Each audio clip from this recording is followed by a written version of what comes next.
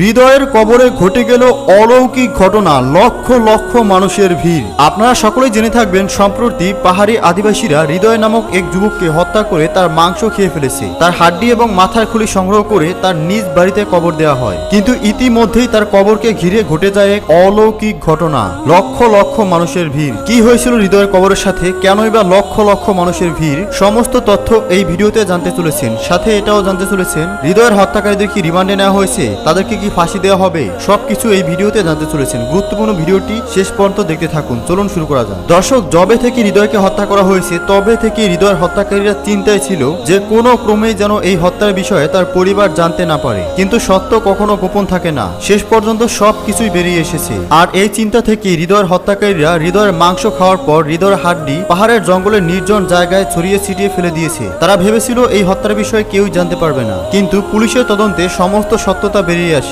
হাড্ডি এবং মাথার খুলি পাহাড়ের জঙ্গল থেকে কুড়িয়ে এনে কবর দেওয়া হয়। কিন্তু কবর দেওয়ার পরে কবরে ঘটে যায় এক অলৌকিক ঘটনা। আসলে যখনই হৃদয়ের হাড্ডি এবং মাথার খুলি এনে তার বাবা মায়ের কাছে দেওয়া হয়, তখনই তার বাবা মায়ের কান্না দেখে লক্ষ লক্ষ মানুষ নিজেদের কান্নাও থামিয়ে রাখতে পারছিল না। সোশ্যাল মিডিয়াতে দেখা যায় লক্ষ লক্ষ মানুষ হৃদয়ের হত্যাকারীদের কঠোর শাস্তি দাবি করছে। তবে এখন প্রশ্ন হলো, কি এমন ঘটে গেল হৃদয়ের কবরের পাশে লক্ষ লক্ষ মানুষের ভিড়? আসলে বন্ধুরা, ঘটনাটি খুবই হৃদয় বিদারক। পাহাড়ি অধিবাসীরা যে কতটা নরখাদক হতে পারে তার কিছু নমুনা আপনারা ইতিমধ্যেই জেনেছেন। এরা কুকুর, বিড়াল, সাপ, এমনকি কুমির, যে কোনো প্রাণীর মাংস খায়। তবে হৃদয়ের কবরের পাশে সম্প্রতি ঘটে গেল অলৌকিক ঘটনা। ধারণা করা হচ্ছে হৃদয়ের কবর থেকে হাড্ডি এবং মাথার খুলি যে কোনো মুহূর্তে চুরি হয়ে যেতে পারে। এখন প্রশ্ন হলো, কেন হৃদয়ের হাড্ডি এবং মাথার খুলি চুরি করা হবে? আপনারা ইতিমধ্যেই জেনে থাকবেন, দেশে এক চক্র বের হয়েছে যারা মৃত মানুষের কঙ্কাল চুরি করে মেডিকেল স্টুডেন্টদের কাছে বিক্রি করে দেয়। মূলত এই চক্রই হৃদয়ের হাড্ডি এবং কঙ্কাল মেডিকেল স্টুডেন্টদের কাছে বিক্রি করে দেবে। এর প্রধান কারণ হলো, অন্য সাধারণ মৃত ব্যক্তিদেরকে